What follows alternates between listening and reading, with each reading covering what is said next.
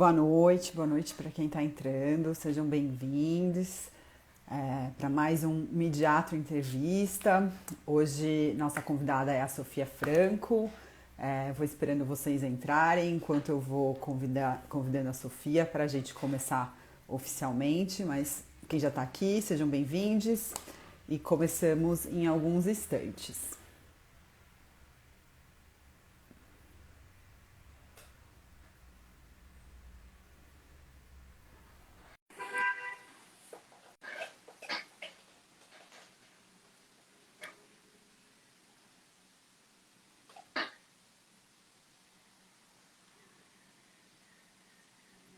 Boa noite, gente.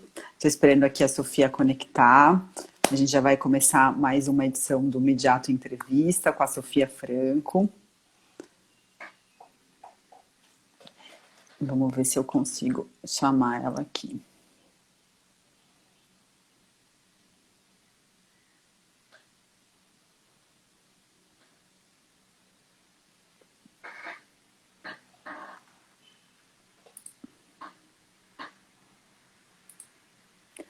Boa noite, boa noite. Enquanto a Sofia não conecta, eu sou a Natália Engler, aqui. Boa noite, Sofia. Boa noite. Então, Dá para me ouvir? dá sim, tá tranquilo. Tá me ouvindo também? Tô sim. Então, eu ia começar a apresentar aqui a nossa edição de hoje do Midiato Entrevista. Eu sou a Natália Engler.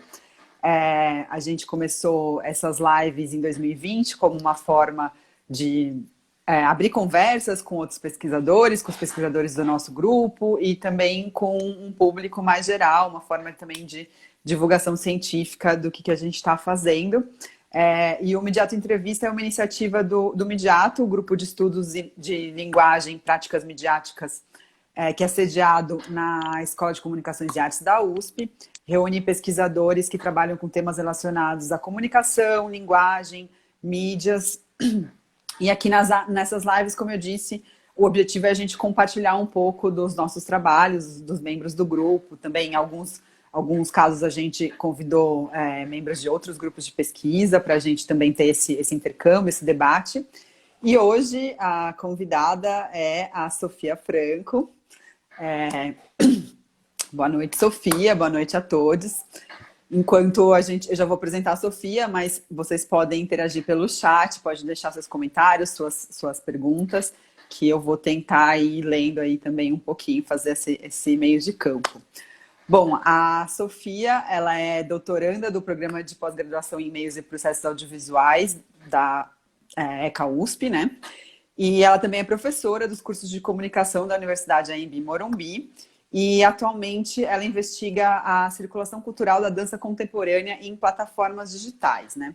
Mas a nossa conversa de hoje vai ser sobre um tema um pouquinho mais amplo, que é o tema do jornalismo cultural, né? Especialmente o lugar do jornalismo cultural em tempos de mídias digitais, que é algo que vem tangenciando a pesquisa da Sofia desde a iniciação científica, né?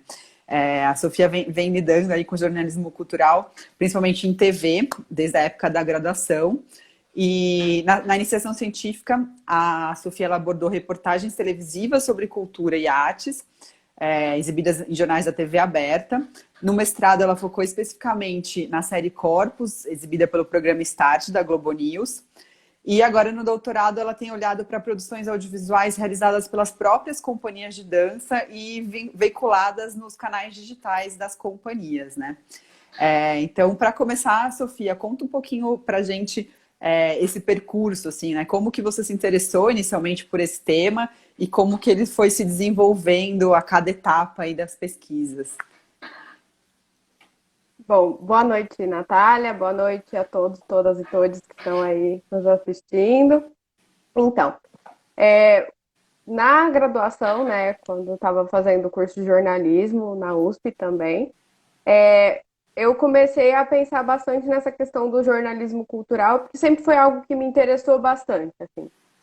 Na verdade, desde antes do curso, de começar o curso de jornalismo mesmo, já era algo que me interessava muito. Eu sempre gostei muito de cultura, de artes, de dançar. Eu danço na minha vida pessoal. Então, assim, já era uma coisa que me interessava muito, a questão de produção cultural e tal. E aí, eu também gosto muito de TV, né? Assim, eu sou uma espectadora de TV, eu gosto bastante. Então, eu comecei a pensar como que o jornalismo cultural estava na TV, né? Tentando pensar essas duas coisas que tanto me interessavam, mas que parece que eu não via tão presentes, sabe? Não é como no jornal impresso, que tem um caderno dedicado para a cultura que vai sair diariamente, né? Ou até os cadernos especiais que saíam uma vez por semana, né? E tal. Parece que eu não percebia muito, então eu fiquei curiosa. Mas como que é isso, né? Se não tá diariamente, né? Não tem uma editoria, como a gente chama no jornal impresso, né? De cultura no jornal do telejornal, né, diário. Então, quando que isso aparece? E aí eu comecei, então, a pesquisar, fazer um levantamento. Então, eu fiz um levantamento de telejornais da TV aberta, né? Porque nesse primeiro momento, realmente, meu interesse era pensar nesse jornalismo cultural feito para um público amplo, né? Que é Uhum. a característica da TV aberta, lidar com um público bem geral. Você nem, né, não sabe muito bem, não tem um segmento, não tem um grupo de pessoas específico, né? Então, eu queria entender como que esses telejornais que estavam tentando falar para uma grande parcela da população tratavam o jornalismo cultural. E aí eu fiz um levantamento ao longo de um ano de telejornais e fui anotando mesmo assim todas as reportagens de cultura e artes que eu fui encontrando.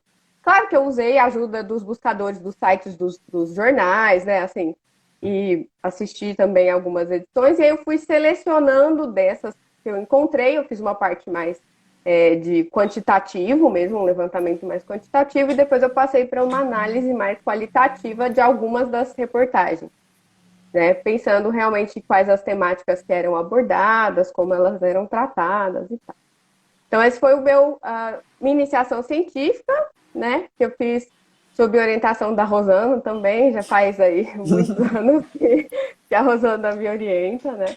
E aí depois isso virou meu TCC, onde eu acrescentei como comparação um telejornal que era um telejornal cultural, que foi o Metrópolis da TV Cultura.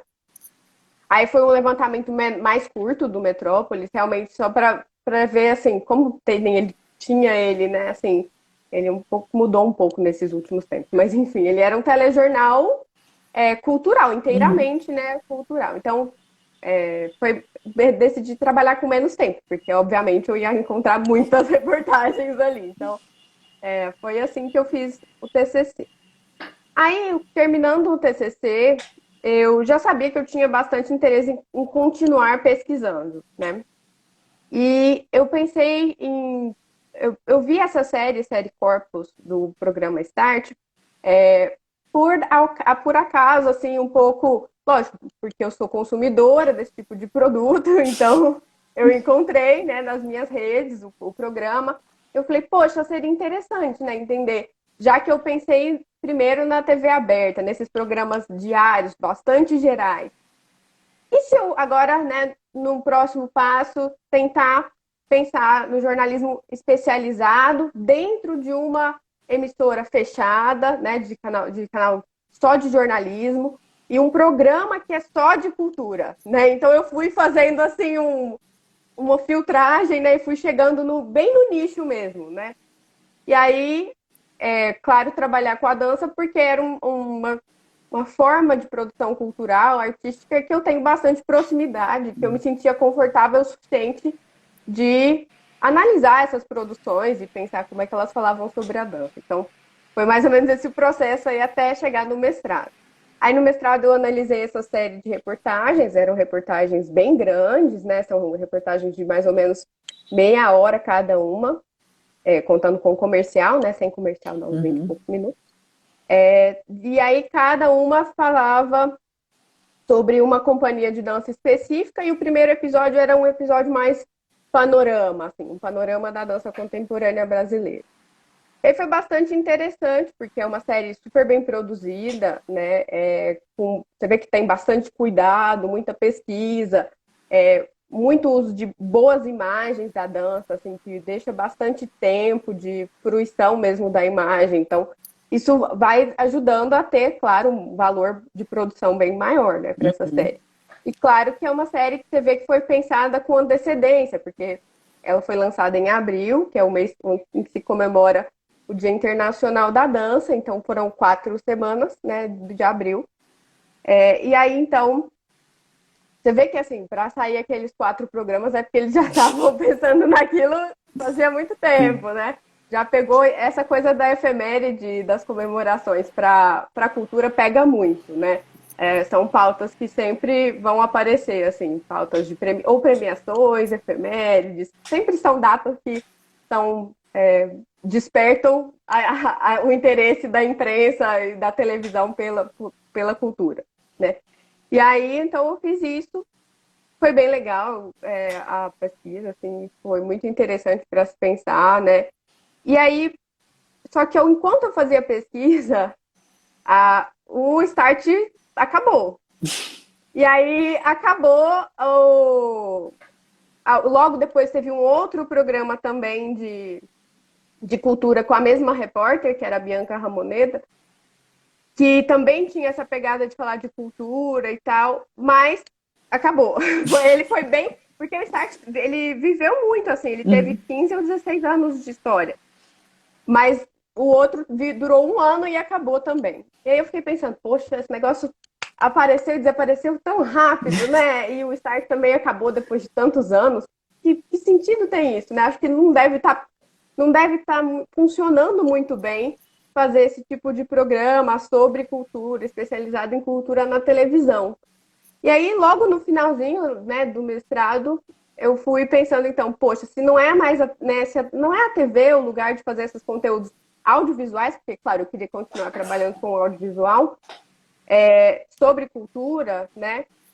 Onde será que está isso agora? Né? Para onde foi? E aí eu comecei a pensar bastante no YouTube como uma plataforma de conteúdo audiovisual, onde, além de você ter, claro, tem produções de usuários, né? Ou seja, produções ali que são mais amadoras ou informais e tal, mas também tem crescido bastante, produções profissionais, Uhum. né?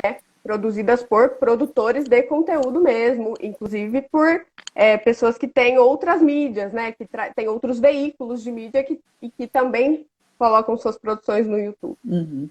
E aí, então, eu pensei nos YouTubes das companhias, né? Nos canais oficiais das companhias. Porque eu fui percebendo, principalmente por causa do Grupo Corpo, que é uma companhia que eu sigo já faz bastante tempo e que nos seus 40 anos de história, né, quando eles estavam completando 40 anos, eles lançaram no seu canal do YouTube algumas séries documentais e eles continuaram fazendo isso, né? Não Uhum. parou só na comemoração, foi uma coisa que foi ganhando força, foi continuando. E eu falei, bom, parece que funcionou, né? Porque se eles continuaram fazendo outras séries documentais dos espetáculos, que deve dar um super trabalhão para eles, porque além de fazer as coreografias, tem que também filmar os ensaios e tal. Então, acho que né, deve estar dando certo. Vamos por esse caminho. E aí, chegamos no projeto do doutorado, que inicialmente era pensado para falar sobre essa circulação dos vídeos, né?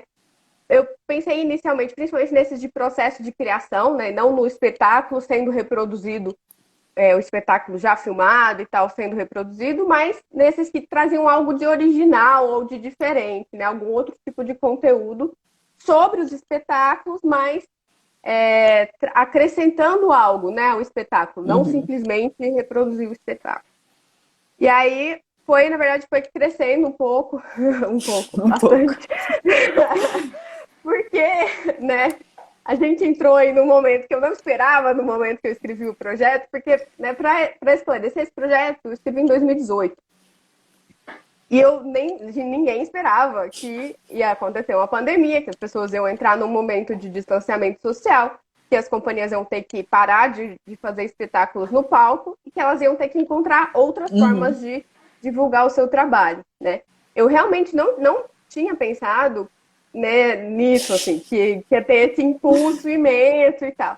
Mas eu acho importante destacar que era algo, né, essa circulação online de vídeos sobre os trabalhos, além também dos vídeos, claro, tem clipes dos espetáculos, tem alguns lugares que eles já disponibilizavam espetáculos na íntegra e tal. Mas isso já existia, né? É importante explicar claro, assim. Não é que isso surgiu por causa da pandemia, ou que as companhias tiveram que fazer isso, foram obrigadas a fazer isso por causa da pandemia. Na verdade, a minha hipótese é até um pouco assim, ao contrário disso, digamos assim, porque as companhias que eu escolhi como corpus do meu trabalho, né, são duas companhias que já tinham seus canais de YouTube oficiais antes, na verdade há bastante tempo, né, há mais, assim, mais ou menos uns 10 anos cada uma, e que elas foram ali, com o tempo, lógico, foram incrementando as produções que estão nesses canais, e com a pandemia, a minha hipótese é de que elas já estavam preparadas de alguma forma e conseguiram, com agilidade, adequar o seu conteúdo para esse momento.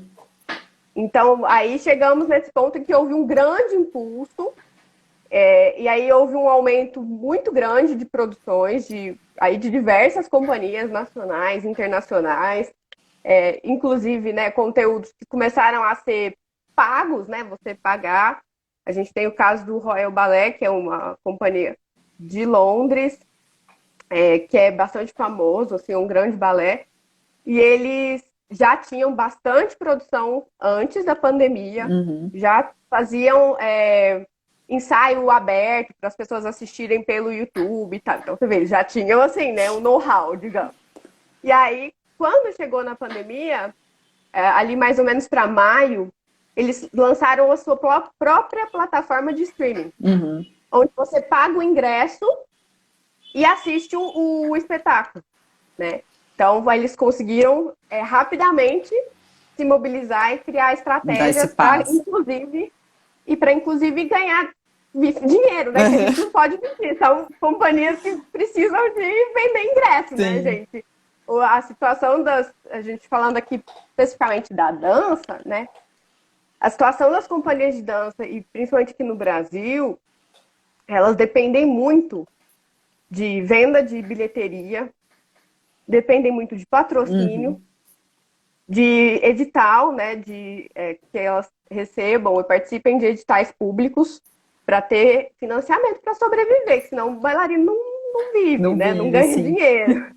Então, assim, é uma necessidade para eles também estarem presentes nas mídias digitais como uma forma de divulgar o seu trabalho e conseguir até essas formas de viabilizar o trabalho economicamente, né?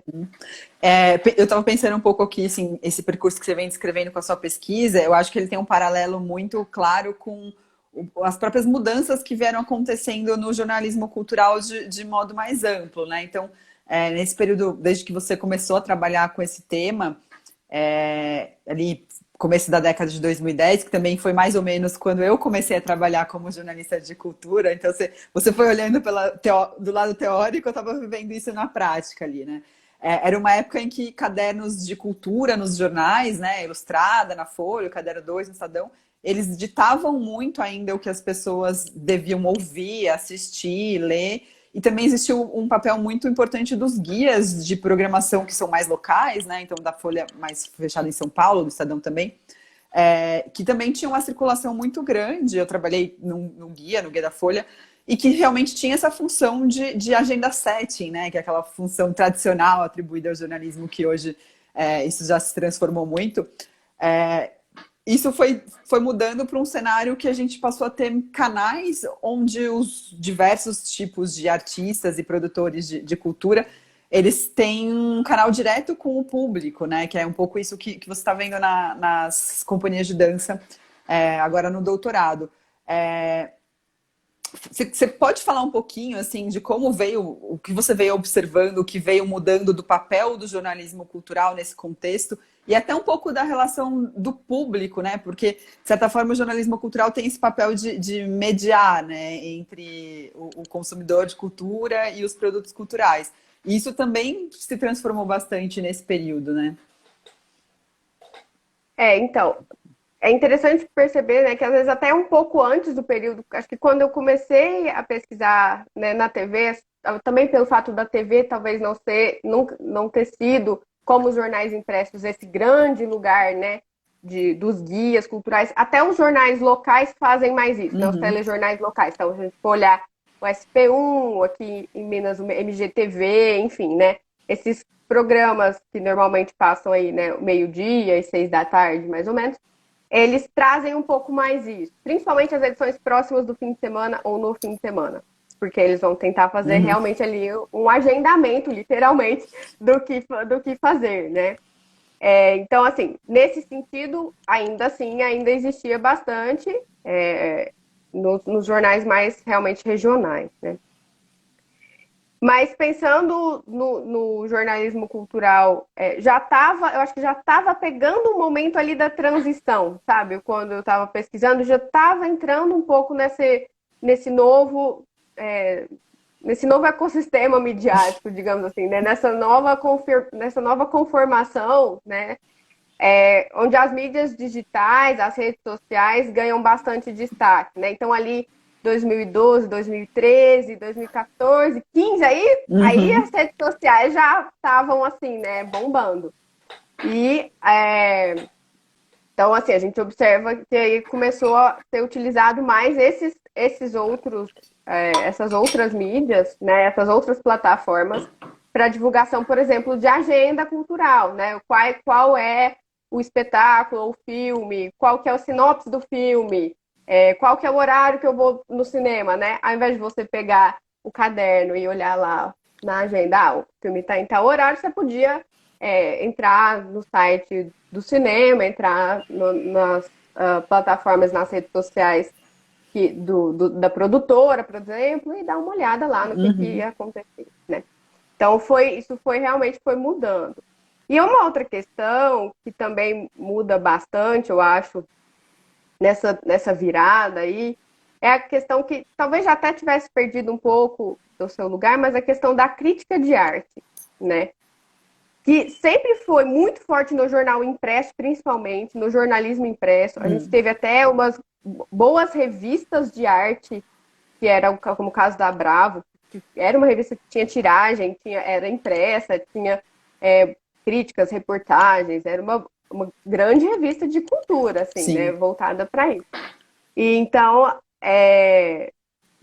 tinha esse lugar, né, do crítico, ou crítico de arte, como alguém que ia fazer a apreciação e a interpretação da obra e ajudava a fazer também esse meio de campo, né, essa mediação e quase que uma formação de público mesmo, né? Você tanto formação no sentido de angariar pessoas para virem consumir esse produto cultural, como uma formação no sentido um pouco didático, né? Eu vou tentar explicar para o público por que essa obra é boa, o que tem aqui, né? Que no seu contexto de produção ou, né, comparado a outras obras semelhantes do mesmo artista ou de né, artistas próximos, por que ela se destaca? Quais são as características dessa obra? Né? Então, tinha um pouco também essa questão, né, de tentar mostrar os parâmetros e para se fazer a crítica, né? Tinha bastante essa questão.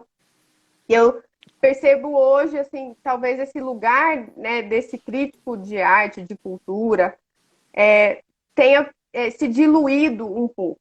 Eu não acho que ele sumiu, nem que ele perdeu a sua importância. Ele só tá, eu acho que ele tá espalhado um pouco, sabe? Assim, ao invés de estar concentrado num caderno, né, ou num jornal, numa revista, ele se espalhou por vários lugares. Isso torna um pouco mais difuso, né? E cada um começa a procurar nos lugares que ele confia, ou que ele conhece, que ele é recomendado. E aí cada um tem o seu caminho, né? As mídias digitais, elas são bastante segmentadas nesse sentido. Você pode conviver ali no seu nicho com com os seus interesses, com, com aqueles laços que vão se criando ali de afetividade, de interesses compartilhados, e aí você compartilha opiniões um pouco com seus pares, quase, né? Uhum. E aí você, acho que por isso, né? Houve, então, acho que esse lugar, né, do jornalismo cultural, ele parou de ser concentrado e ele se difundiu, se disseminou, se espalhou. O próprio público também passa a ser produtor de críticas, né? Uma crítica que está mais dispersa, como você falou, mas dentro de determinados nichos, né? Ou mesmo uma certa especialização de um crítico fã, né? A gente vê muito isso no cinema, nas séries, que é um pouquinho mais próximo do meu campo. Eu não sei se na dança existe isso também, né? De pessoas que fazem, sei lá, vídeos sobre espetáculos e coisas desse tipo. A Rosana está aqui comentando justamente, né, que é uma questão bem interessante das mudanças na produção e no consumo cultural e como isso impacta o lugar da crítica, né?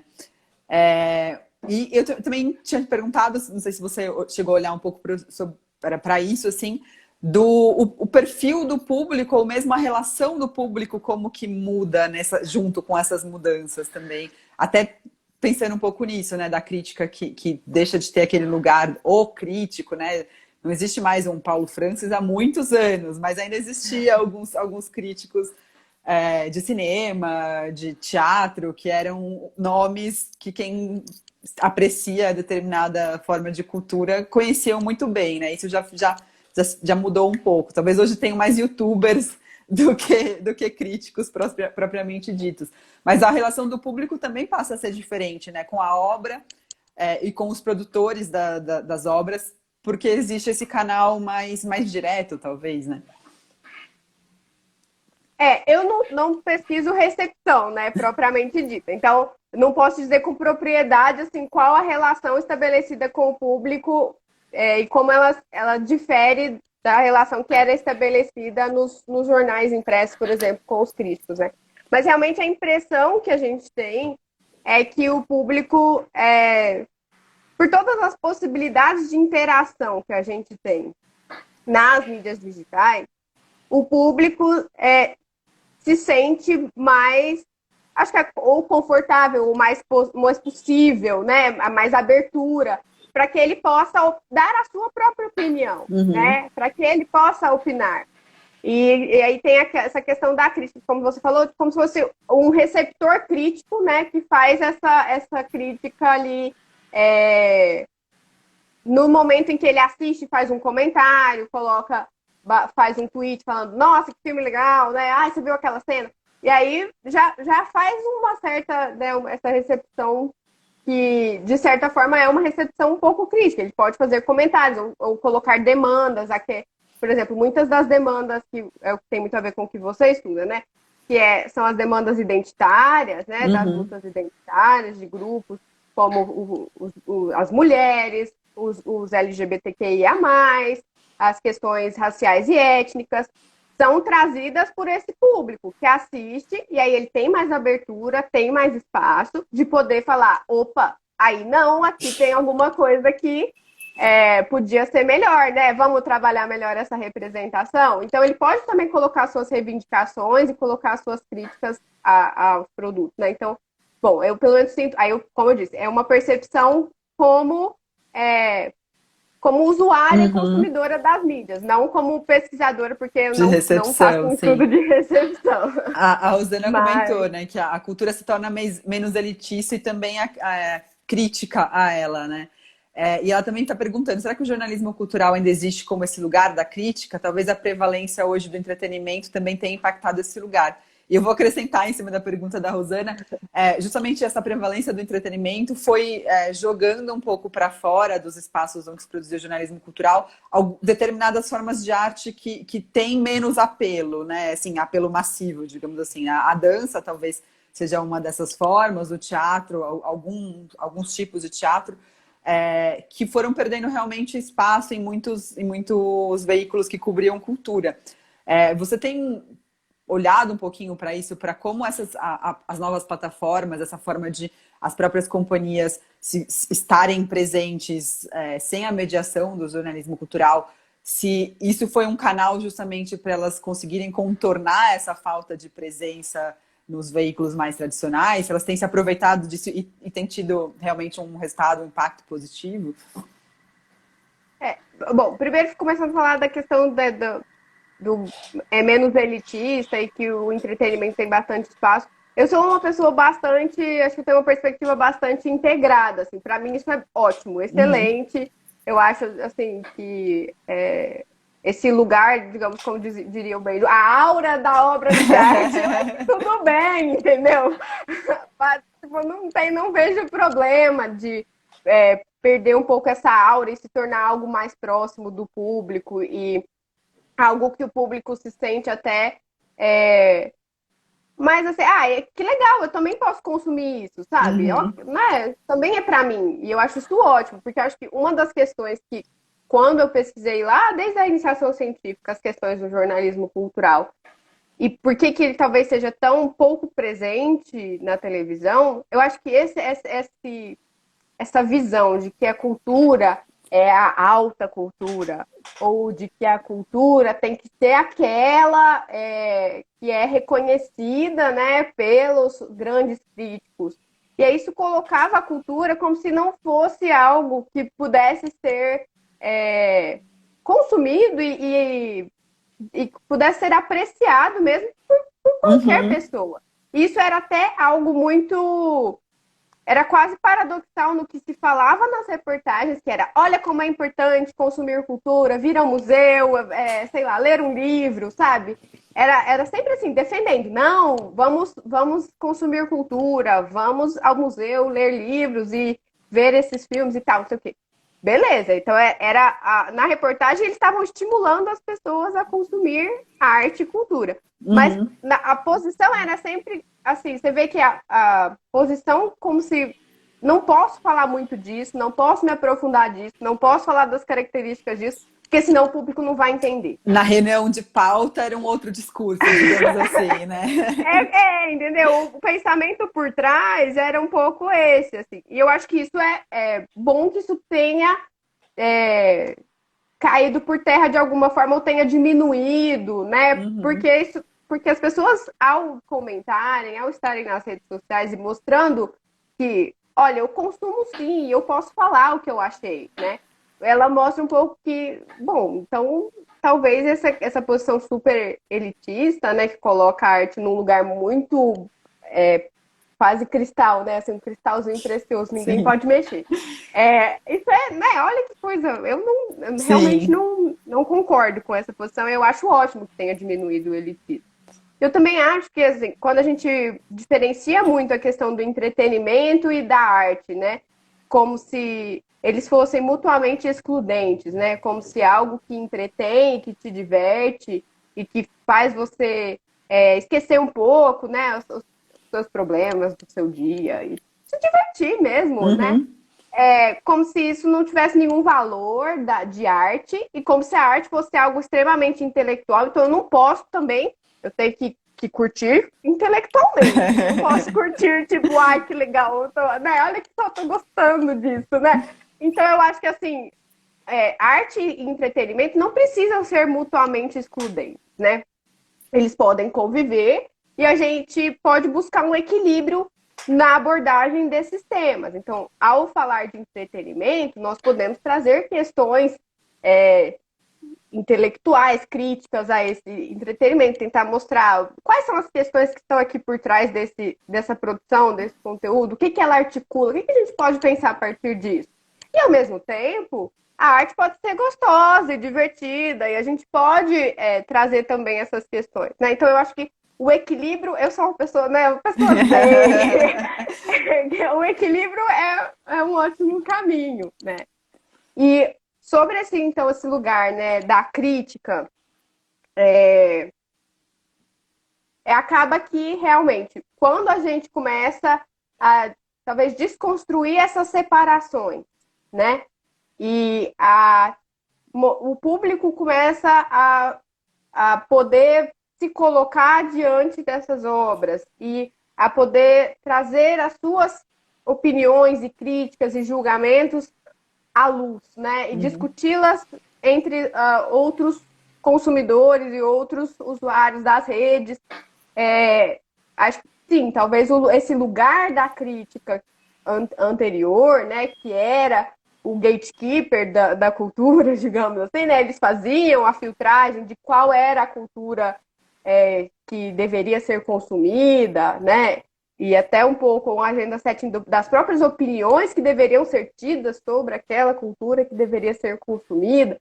Eu acho que sim, esse lugar foi se dissolvendo, assim. E a gente não pode Não esquecer também de pensar em quem eram as pessoas que escreviam essas críticas, né? E o que elas deixavam de fora a partir do olhar delas. Enfim, como eu trabalho um pouco mais com as questões de feminismo e tudo mais, eu pensei nisso agora. As redes também abrem espaço para que vozes que não eram ratificadas possam opinar, digamos assim, né?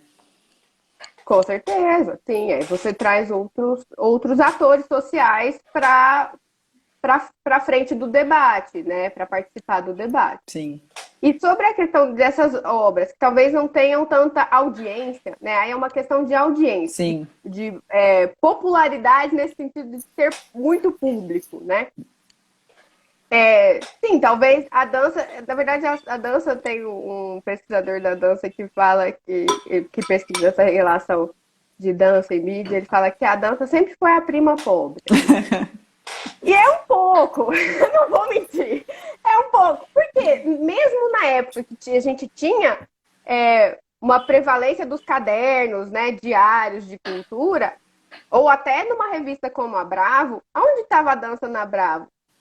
Num barra dança do teatro. Teatro barra dança quando tinha alguma coisa de dança, entendeu?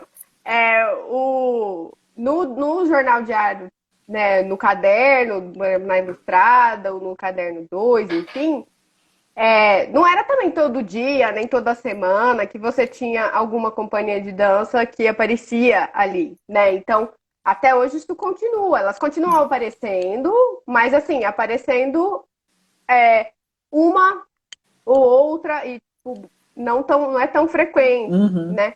Isso talvez seja porque elas realmente não têm tanta visibilidade ou tanta audiência quanto outros tipos de arte, como, por exemplo, a música. A música é uma grande indústria Sim. que tem os seus diversos gêneros e que ali dentro tem de tudo. Tem tanto das músicas que são bastante populares e tem muita audiência, até uma música de um nicho, né, que é um gênero que é só um nicho de pessoas que gostam. Então a música é um exemplo, assim, o outro extremo, né? A música é extremamente diversa e aparece com bastante frequência, né? Mas eu acho que, assim, essa forma que você falou, né, é uma forma de contornar, talvez, né, de falar, bom, se eu não estou aparecendo aqui, né, como é que eu posso, então, divulgar o meu trabalho ou aparecer? E formar novos públicos também, né? Informar novos públicos, ou até mesmo falar assim, vou mostrar para o meu público que eu continuo aqui, né? E que eu continuo produzindo, e que eu tenho coisas novas, né? Porque talvez eles não o mais interessante para esses grupos, para essas companhias, não seja tentar atingir o grande público, naquele sentido da televisão, né, de canal aberto, que quer atingir o grande público, a grande audiência, né? Talvez esses grupos, para chegar aos seus públicos, o que eles querem? Eles querem chegar a quem se interessa por isso. Então, talvez a mídia segmentada, né? E aí no YouTube a gente tem uma hipersegmentação, né? Realmente é extremamente segmentado. Você consegue ali encontrar os grupos de interesse, né? Interesses até dos mais assim micro possíveis, sei lá. Sim. Então, assim, talvez seja um bom lugar para se fazer isso, né? Para atingir o público desejado. E não necessariamente esse público desejado é uma super audiência de milhões de televisores, entendeu? Talvez seja ali os seus poucos milhares, dezenas de milhares, mas que são as pessoas que realmente se interessam por isso e que querem saber mais, querem consumir, né? Enfim. A Rosana fez um outro comentário aqui sobre a relação possível entre política e crítica nesses tempos de muitos embates. Me parece que a política assume um lugar até mais relevante do que existia na crítica mais tradicional, né? Não sei se você compartilha dessa opinião. Eu acho que assim, a crítica talvez tenha que se tornar mais política, ou tenha tido que se tornar mais política, né? Nesse sentido, as relações entre política e crítica se intensificaram. Acho que também muito pelo momento em que a gente vive, né? Onde a política, aí no sentido da política mais estrito mesmo, assim, a política dos A políticos. política partidária. E as políticas públicas, né? Nesse setor da cultura e da arte, está num momento bastante precário. Né? Não que as outras políticas públicas estejam muito melhores, eu sinto muito, assim, não é, né? Nós não estamos no melhor momento. Mas a gente nem tem mais o nosso Ministério da Cultura. Exato. Virou uma secretaria que não tem o melhor secretário, né? Então, assim, nesse sentido, até no sentido mais estrito de política, a gente tem que se colocar numa posição bastante crítica e de reivindicação desse espaço. De que a cultura possa voltar a ocupar, dentro da perspectiva da política e das políticas públicas, numa posição de que não é algo supérfluo, não é algo para ficar para depois. Não é que isso aqui é página 2 e a gente vê, né, quando tiver tudo desandado, e aí a gente vê o que sobrou. Porque, primeiro, muitas vezes a gente pensa quando as pessoas pensam, o financiamento da cultura, né, e tal. Às vezes eles pensam nos grandes produtores de cultura, mas a cultura não é feita apenas pelos grandes produtores de cultura. A gente tem pequenos produtores de cultura, produtores independentes, produtores que estão tentando trazer coisas novas, diferentes, de outros lugares do Brasil, não só do eixo Rio-São Paulo, que são os maiores eixos de produção de cultura, mas que eles dependem de... Né? Dessas políticas públicas, né? Dependem de apoio, de financiamento, de patrocínio. Editais. Porque eles não... não é que eles têm ali uma condição econômica e financeira que os sustente assim, sozinhos, né? Assim, que eles não conseguem mesmo. E eles precisam dos editais, precisam dos financiamentos para poder continuar trabalhando. E aí são muitas pessoas, tem muitas profissionais que trabalham com cultura no país, né? E tem que pensar que cultura é profissão. Assim, acho que talvez um pouco dessa dificuldade que a gente tem é que as pessoas acham que cultura, né, é diversão, é entretenimento, é prazer, hobby, é lazer, é hobby.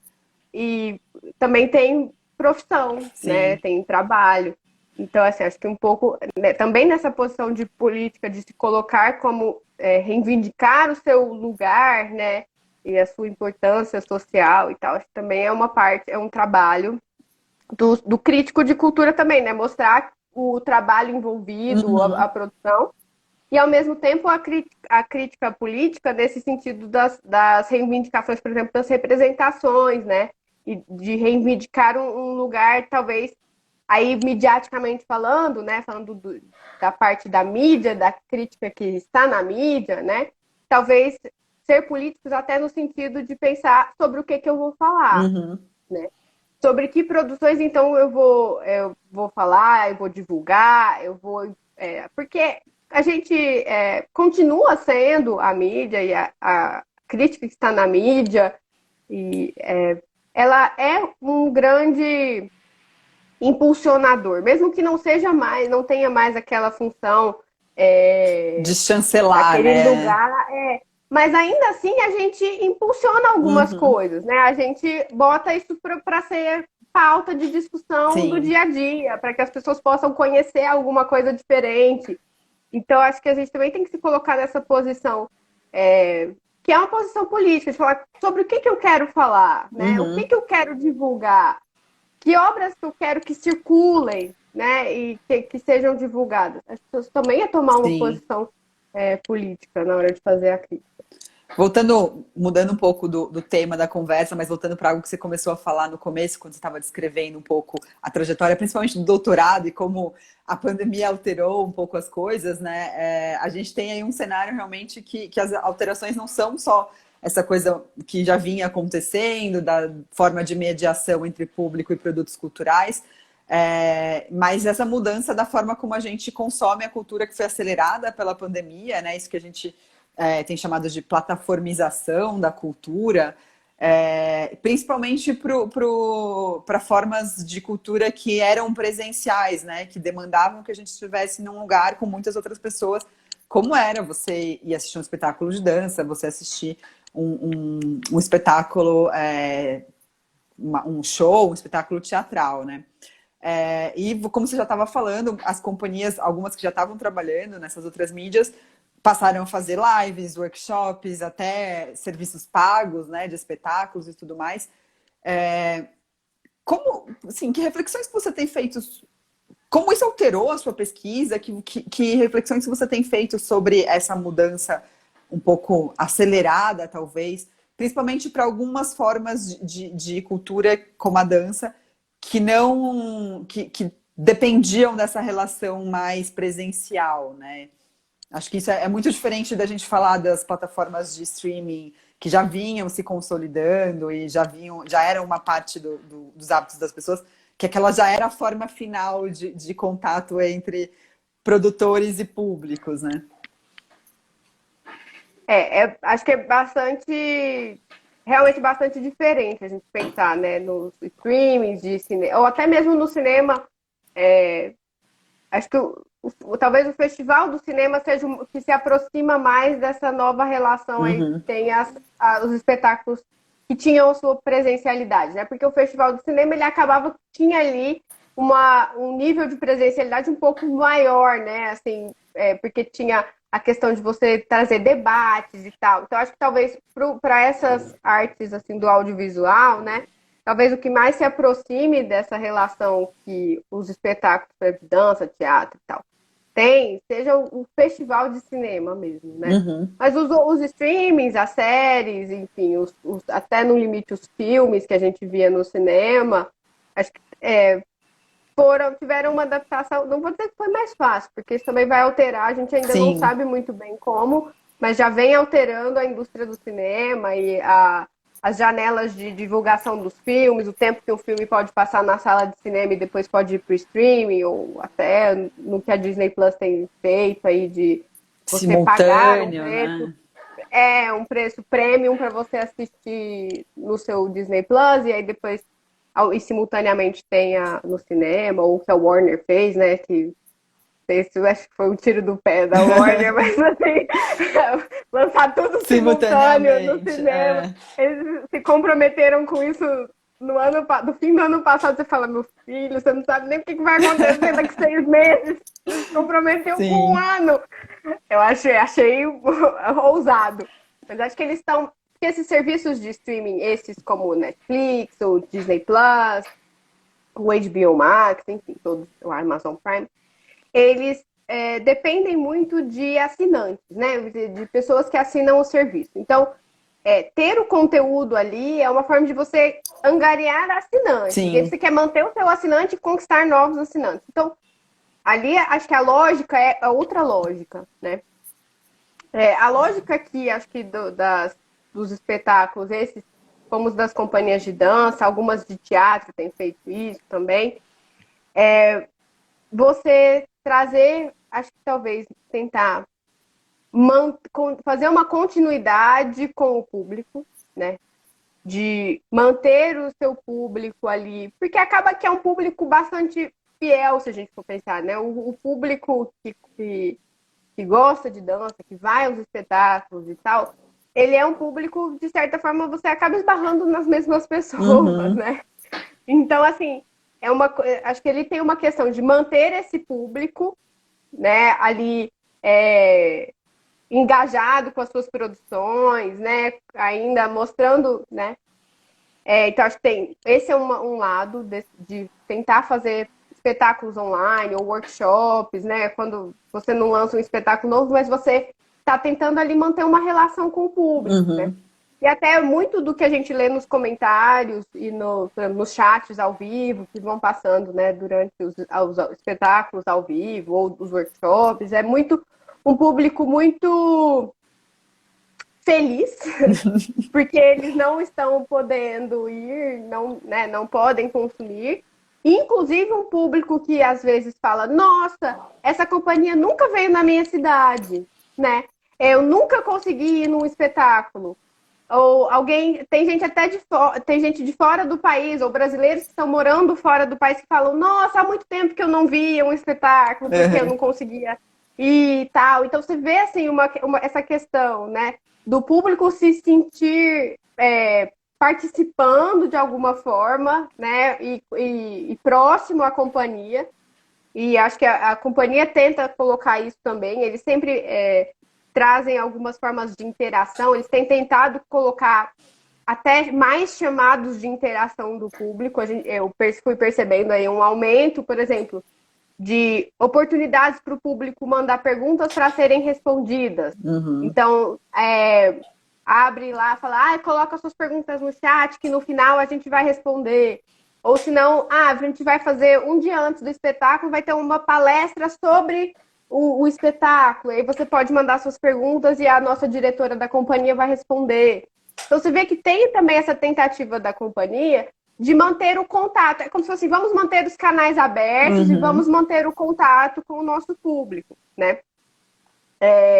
E aí, isso, claro, essa questão, né, se destaca bastante por causa da pandemia, porque o público não conseguiria ir, né, nem a companhia conseguiria fazer o espetáculo presencialmente, né? Uhum. E aí, assim, alguma coisa que ainda não dá para saber, porque a gente ainda está, né, mesmo que, assim, mais ou menos, mas está, assim, né, tem gente que acha que não, mas Ainda estamos, apesar de parecer que não, né? É saber como isso vai reverberar daqui para frente, né? Como isso vai ter alguma continuidade daqui para frente, né? Por exemplo, a gente já teve esse fim de semana, esse que passou, teve um espetáculo da São Paulo Companhia de Dança presencial, lá em São Paulo, na sala de teatro. O público tinha que apresentar certificado de vacinação, um número limite de pessoas e tal, né? Mas teve um espetáculo presencial. E desta vez não teve transmissão simultânea pelo YouTube. Mas esse fim de semana agora, então, no passado foi o presencial. Esse agora, sábado, amanhã e domingo, vai ter o online. Então, teve o presencial semana passada, eles não fizeram transmissão simultânea, mas vai ter o espetáculo gravado, transmitido pelo YouTube, com o horário certinho para você ir lá e assistir. Isso é uma coisa, né? Eles têm feito tentativas que tentam emular um pouco a experiência de você assistir um espetáculo, que tem horário marcado para começar, horário para terminar, intervalo, não fica disponível, então você tem que assistir naquele horário, né? Não é que é uma coisa que vai ficar lá. Os workshops do corpo, por exemplo, ficam uma semana, né? Eles deixam uma semana e tiram. Por quê? Para tentar, acho que, criar essa concentração de pessoas assistindo ao mesmo tempo. Então, mesmo que o espetáculo não seja ao vivo, transmitido ao vivo, mas o fato dele ser transmitido no horário certo, que as pessoas vão estar no chat ao mesmo tempo, elas aplaudem, elas mandam um coraçãozinho, beijinho, e aí você vai lá e fala, muito bem, tá, bravo, tá. Então isso cria uma experiência, né, como a Rosana está falando, de formas combinadas nessa relação com o público, de combinar essas experiências de formas de assistir um espetáculo, né, em espaços virtuais, digitais, enfim. E acho que uma questão que é importante para a gente observar o que vai se dar daqui para frente é essa questão do acesso mesmo, né? Porque como você falou, muitas pessoas que vivem fora das capitais e que não teriam condições de ver os espetáculos, agora podem. E acho que isso mesmo, em todas as formas de mídia, né? Os festivais de cinema online que tiveram nesses últimos anos, muita gente que... Esses festivais acontecem principalmente nas capitais também, né? E são muitos filmes que não vão chegar aos cinemas, muitas vezes nem nas próprias capitais, quanto mais das cidades menores, né? Você ter a oportunidade de assistir online, tem um aspecto que pode ser positivo, dependendo de como for se desenrolando daqui para frente, que é isso, de ampliar a possibilidade das pessoas acessarem e de contribuir nesse processo de tornar a cultura algo que não é tão elitista e que não é tão distante, né, das pessoas. Eu acho que a gente já está bem no finzinho do nosso tempo, e eu tinha uma pergunta que era um pouco complexa para fazer, para encerrar, mas eu não sei se você quer tentar dar uma resposta. Manda, vamos ver. Que é assim, diante de todo esse cenário sobre o qual a gente falou, e se você consegue enxergar, isso também me interessa muito, porque eu também é a minha área assim, de atuação, né? Que lugar que sobra para o jornalismo cultural, né? Ainda existe um espaço para algum tipo de mediação, ou é simplesmente relatar, né, o que está acontecendo, não mais fazer aquela curadoria, digamos assim, ou talvez a curadoria voltar a ser importante justamente porque a gente tem uma multiplicação muito grande de conteúdos. O que você acha, Sofia? Eu acho que a curadoria se torna duplamente importante. Porque a gente vive numa enxurrada de informação. E aí, talvez o lugar do jornalismo cultural, talvez ele precise voltar a pensar nisso, assim, que ele pode ser um curador. Uhum. Mas é importante ser um curador com uma proposta curatorial explícita e bem feita. Uhum. Assim, né? Por quê? Porque o público tem que saber que tipo de curadoria você está propondo, você está fazendo. Para ele saber que, bom, quais são os seus entrar critérios, aqui, né? Exatamente. Curadoria no sentido mais, assim, complexo mesmo de curadoria. Eu vou fazer uma curadoria, então eu estou botando aqui uma proposta de uma abordagem, um direcionamento sobre um determinado... pode ser sobre uma determinada forma de arte, pode ser sobre um determinado tema. Então, eu vou fazer uma curadoria de várias formas de arte, mas que vão abordar o tema tal. Pode ser. Eu posso propor uma curadoria temática, eu posso propor uma curadoria por forma de expressão artística. Então, eu acho que sim, a curadoria é um caminho para o jornalismo cultural. Para se diferenciar do amontoado e do tanto de informação que a gente tem, Sim. né? Então, eu acho que pode ser um caminho, assim. Porque eu acho que assim, ficar reproduzindo rumor, ficar reproduzindo, sei lá, fofoca, né? Ou se não, ficar simplesmente relatando, dando sinopse. É isso mesmo que o jornalismo cultural pode ser, precisa ser? Ou isso a gente já encontra em outros lugares, né? Se eu for, sei lá, se eu for no Twitter, eu vou encontrar um monte de rumor. Uhum. Eu preciso de ter um filtro que vai me dizer assim, bom, o que eu posso realmente confiar, né? O que eu realmente... E direcionado para um determinado também um interesse, né? Porque aí eu já sei, bom, hoje eu quero saber sobre isso. Uhum. Então eu sei sobre isso, eu posso confiar nesse jornal aqui, ou, né, nesse site, nesse jornalista, né? Enfim. E aí eu acho que assim, essa é a direção, né? E mostrar bem essa questão de critérios e parâmetros, né? Para o público também poder compreender, né? Por que você faz o que você faz da forma como você está fazendo. Uhum. Acho que isso é importante, né? Acho que sobretudo no momento em que o público tem muito mais chance de te questionar, né?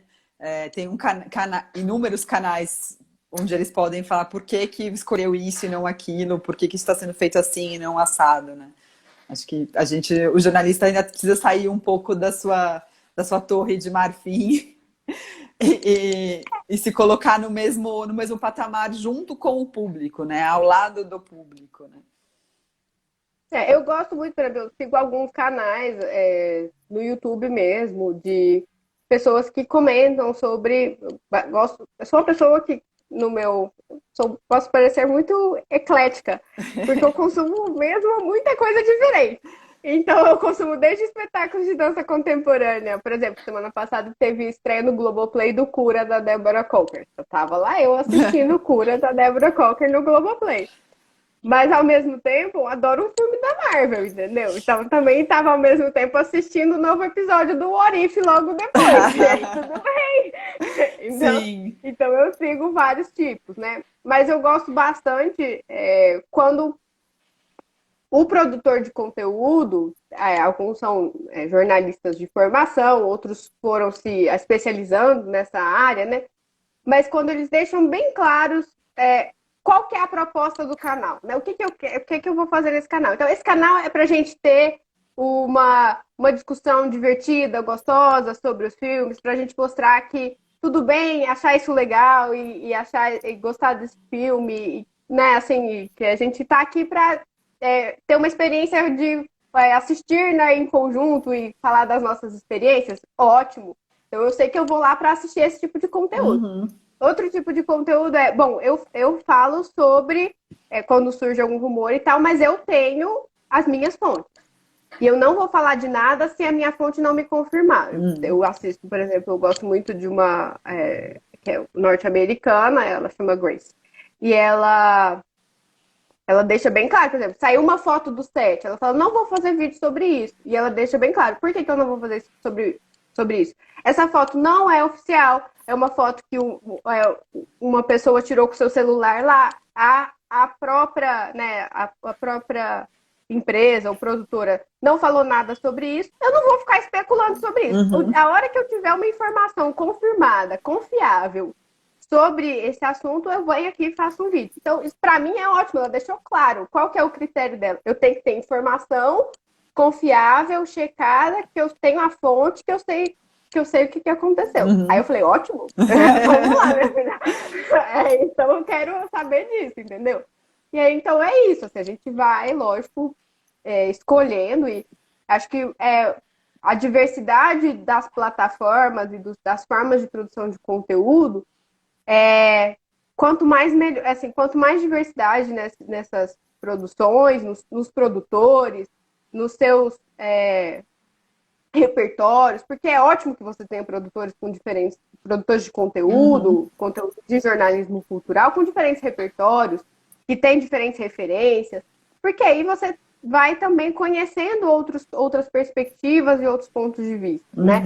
O Castells fala, um pesquisador da cultura digital, né? Ele escreveu o livro dele já faz mais de uma década, na verdade já deve estar fazendo quase 2 décadas que ele escreveu a Sociedade da Informação, mas ele é muito interessante como ele, né, pensa nessas questões, e ele fala uma coisa muito interessante, que é a seguinte: a presença, ou a realidade, né, das mídias digitais, a cultura digital, ela é muito baseada num binômio, né, de presença e ausência. Ou você é presente ou você é ausente, né?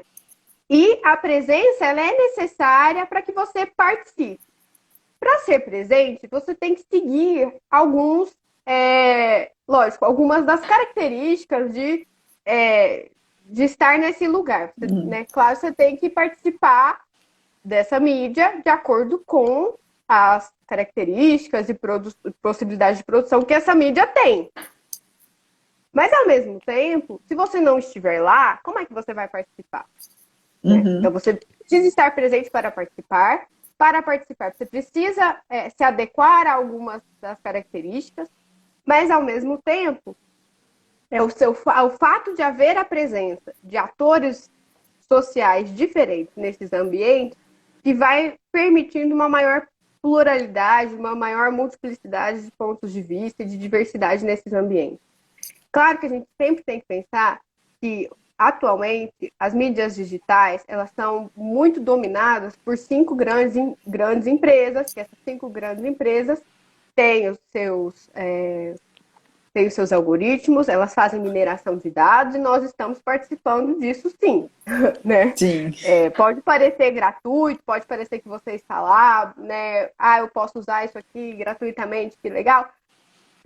Mais ou menos. Você está contribuindo para o capitalismo de dados digital. Mas, ao mesmo tempo, você tem que falar assim, beleza, vou participar desse ambiente aqui com consciência de que quando eu entro nessa plataforma, essa plataforma é de quem? Ah, essa plataforma é do Google, né? Estou no YouTube. Tá. Tem monetização, tem anúncio, tem algoritmo para definir sugestão para cada usuário diferente. Enfim, tem várias coisas ali que são próprias da plataforma, tá? Mas, ao mesmo tempo, se você participa dessa plataforma e você propõe novas questões para essa plataforma, é a partir desse momento em que diferentes atores, né, com diferentes referências e trazem uma pluralidade de voz, que a gente vai poder, então, pensar numa real diversidade e pluralidade de vozes. Né? É um pouco isso. Assim. Acho bom a gente terminar nesse tom, assim, com um pouco de cautela, mas um pouco de otimismo, né? Porque pessimismo a gente já tem de sobra por aí. Eu sou bastante otimista, Natália, eu vou te dizer, mas assim, eu tem também, alguma coisa que eu também sou. É um otimismo com consciência. Como diz Caetano Veloso, é um otimismo programático. Precisamos manter um otimismo programático.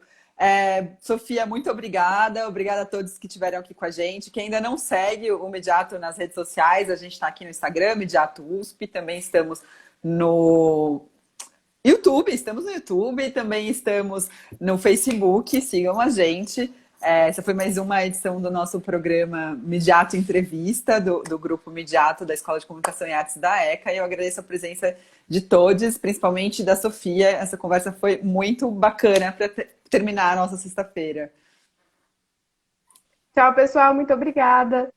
Tchau, tchau, gente. Boa noite.